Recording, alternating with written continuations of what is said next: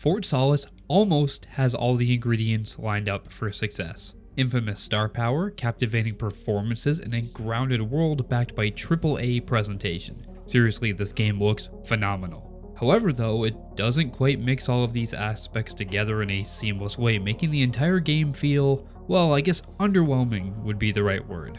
It resides within the much debated genre of the walking sim, as players all over the world argue about the credibility of these titles falling under the video game category, but by definition these are literal video games. This basically means that the experience as a whole forgoes those deep gameplay mechanics that other games have and action in favor of building up an established setting and relying on narrative chops to fuel the player's engagement. Unfortunately, it's here that the game stumbles quite a bit, but I'll get into that soon. Fort Solis takes place on the Solis planum of Mars. As it turns out, that is in fact a real region of Mars. I didn't know that, I had to look that up, but hey, I learned something new.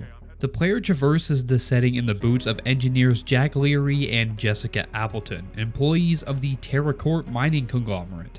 A few hours before shifts end and Jack Leary's vacation begins, he is summoned to an off-site facility due to the initiation of a lockdown procedure prompting him to investigate. His investigation lands him in the middle of an unhinged employee in a possible biological threat. So, this synopsis sounds pretty interesting, right? Well, it is. Until it isn't. See, Fort Solis strips the walking sim genre down to its barest form. As the genre's name implies, you'll be walking, and when you aren't walking, well, actually you'll still just be walking.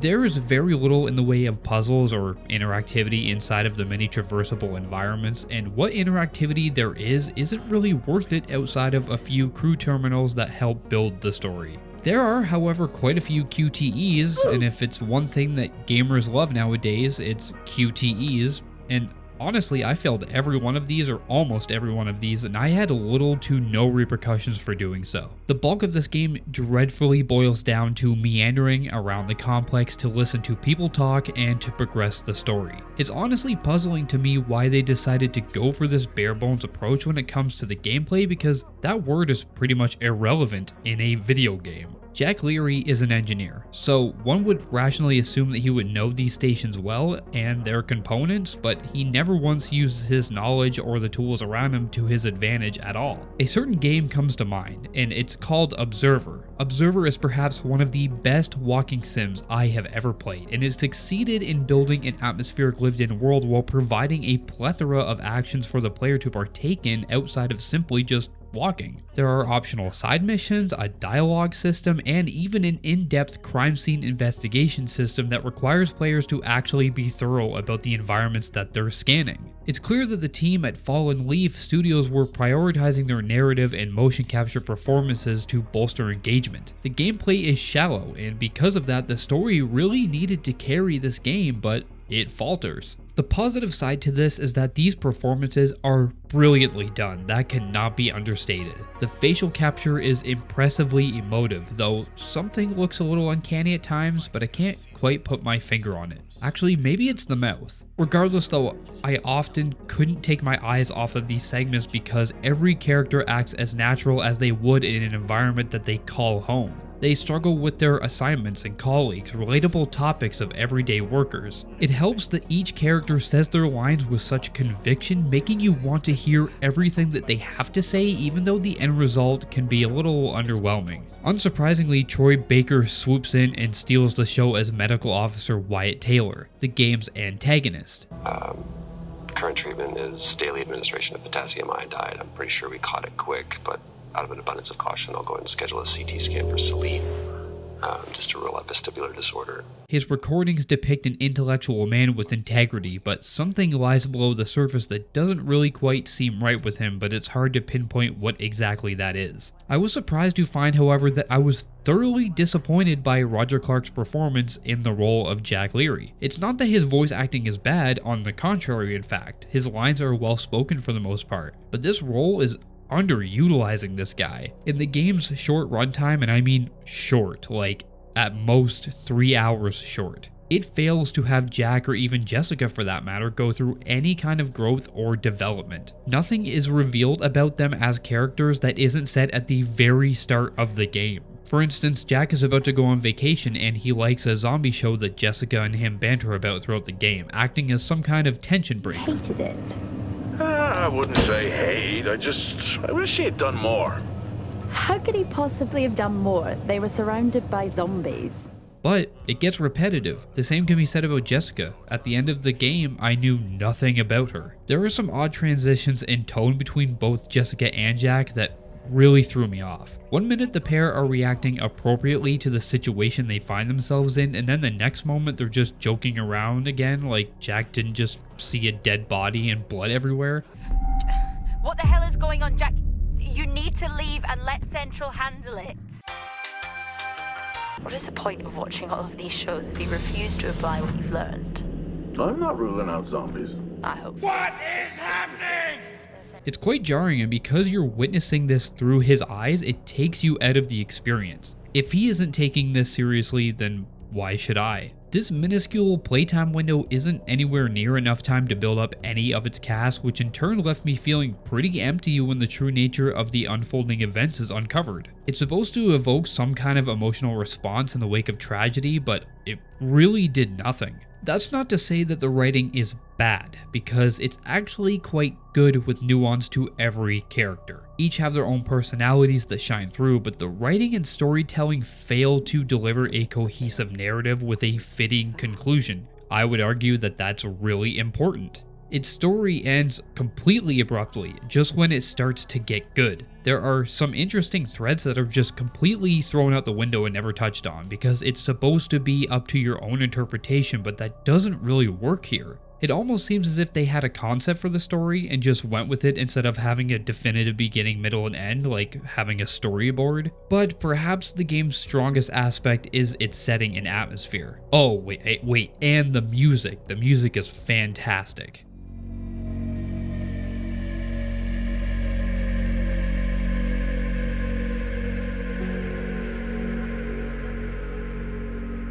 It accurately depicts that isolation, paranoia, and claustrophobia of living on an uninhabitable planet where your only safe haven is within a metallic windowless complex. The narrow structures lit with LED lights are harsh, much like the world beyond the walls. Fort Solis is a series of man-made structures connected via underground tunnels. It has an incredible sense of place and tangibility, brimming with little details that made it feel alive and lived in. It almost feels haunting walking through the desolate fort. Corporate offices remain empty and blood dresses the textured floors. The atmosphere is almost so thick that you could cut it with a knife.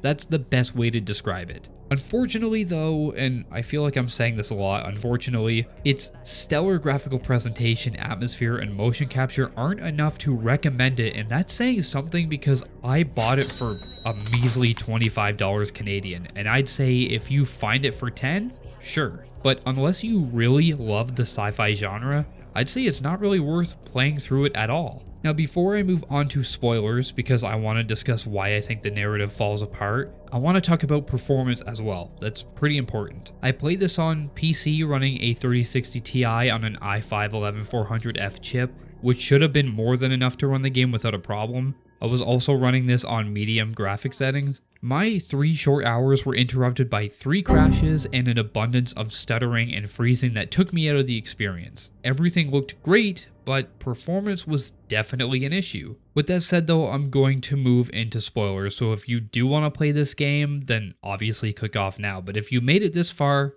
here's an achievement.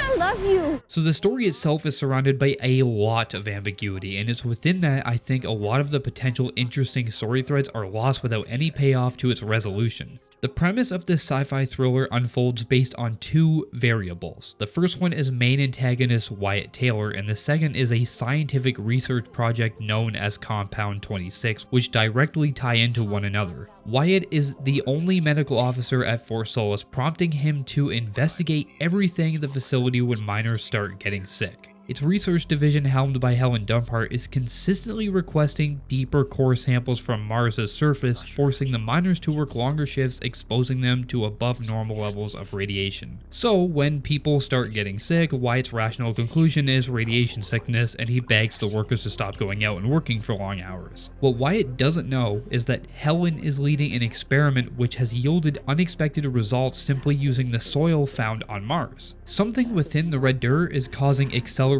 growth during agriculture, causing crops to practically reach maturity overnight. The deeper the core sample is, the better the results are. But notes and logs also mention that there are strange occurrences attributed to the exposure of the Martian soil, like bees acting sporadic. Upon his further examinations, Wyatt finds a symptom he has never seen before, one he thinks goes beyond radiation sickness entirely, and that's hand tremors. This ultimately leads him on a quest to find out what secrets are going on within the facility, causing him to start butting heads with all of his colleagues and on-site staff. This rampant answer-seeking endeavor puts him off the rails when the company finally just decides to suspend him because he's just getting in the way of everybody. And it's at this moment that he just snaps entirely and starts hunting down everyone within Solis. During gameplay, or during the cinematic walking, when exploring, the players will come across logs that talk about a damaged exterior bay door that has claw marks on it. I'm about to go and inspect the hangar doors with Nick, who claims claw marks or something. They're actually considering an animal tried to break in. Imagine.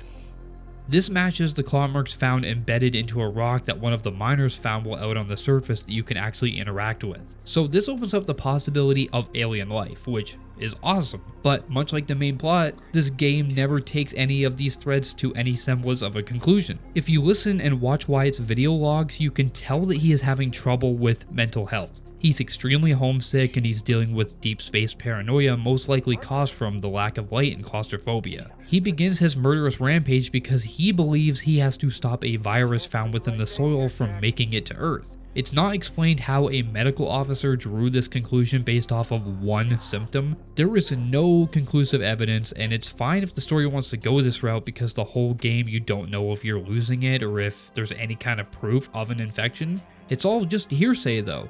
It would have been awesome to get some answers, but the game never tells you anything. Was there a virus? Is Earth doomed? Was Wyatt just crazy? Is Jack going back to Earth infected? What happens during the final phase of infection? Wyatt alludes that he knows what happens, but hey, nothing is said because he dies at the end of the game, and with him all the answers go. It stirs up all of these interesting questions, and not a single one is answered. The supposed alien plot is never touched on again outside of a few logs where people talk about the disbelief of the rumors. You never see anything questionable that could point to any kind of resolution, so it's entirely up in the air, and with so much ambiguity surrounding this game, it's really hard to care. You end the game pretty much the same way you started it, but honestly with more questions. It was really disappointing, and for a game that's draw is literally about its narrative, I think it failed. So those are my thoughts on Fort Solis. Unfortunately, it's a disappointing game that looks amazing, and it has some really great performances, but like I said, Roger Clark is just kind of wasted here because his character has no development, and it's just disappointing. So let me know if you agree, disagree, whatever your thoughts are, let me know in the comments below. Thank you all for watching, and peace out.